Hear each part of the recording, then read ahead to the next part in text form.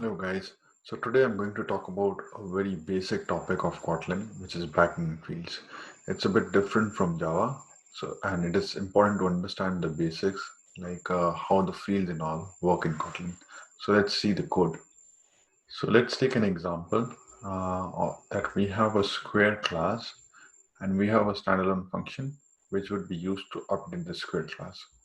So there are two ways we can define properties in Kotlin.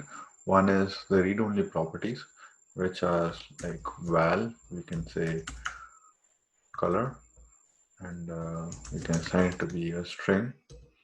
We can say that it is black. Other is uh, the mutable properties, which are known by variable. So you can say variable side length, and that would be double. And we can give it as 3.0. So now if we try to update a square, so let's create a square first.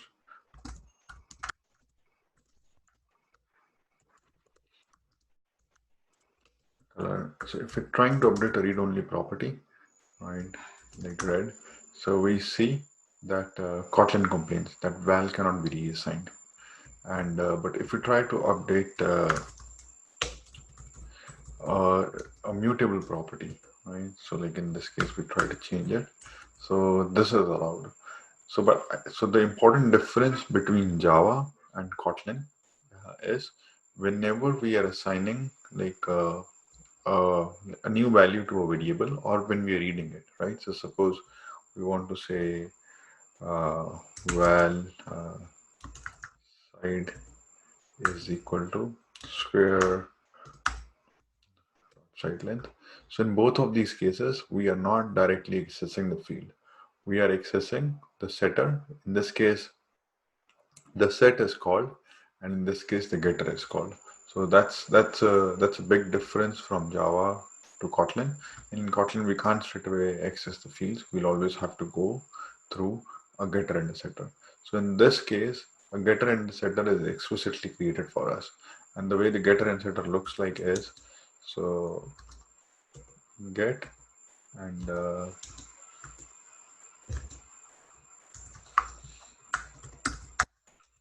value.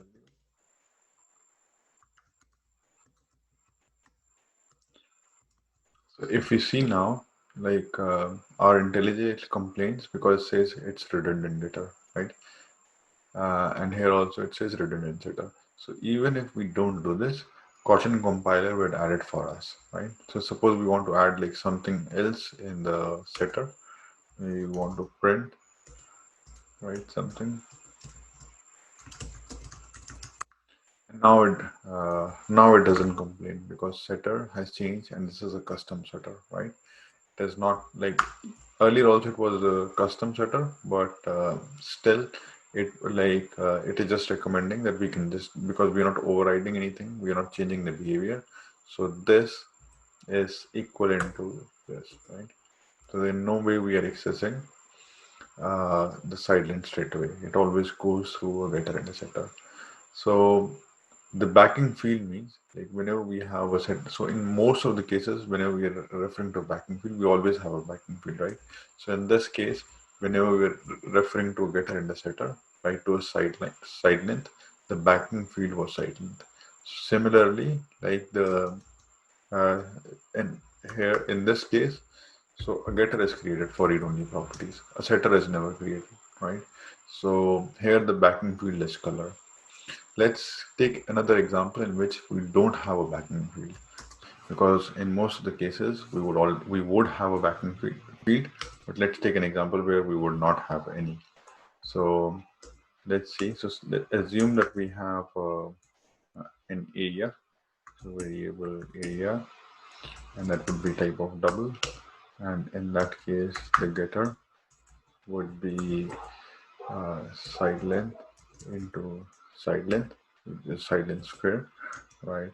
And setter would be value, and we can say here which is side length is equal to square root of value.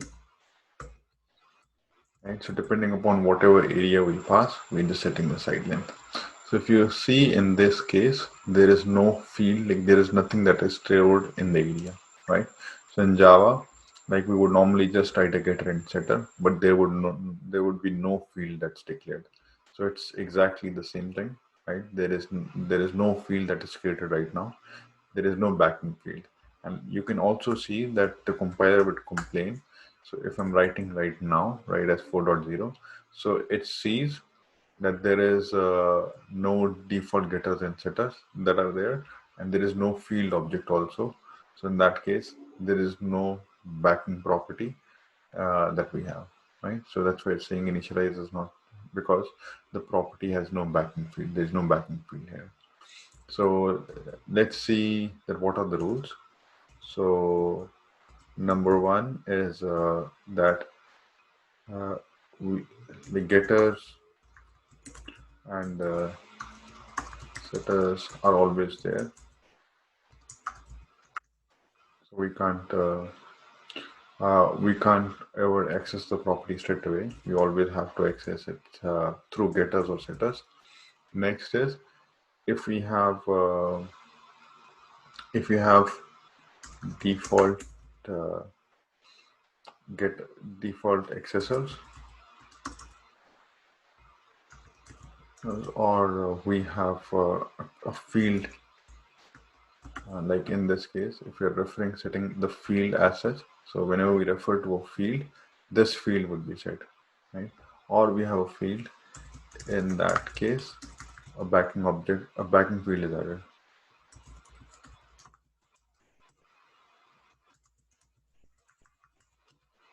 right? Else there is no backing field that's needed.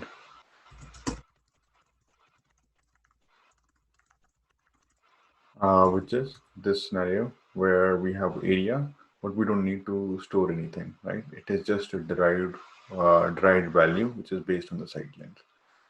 Again, this is a very simple concept, but I think it is important to know that how Kotlin works.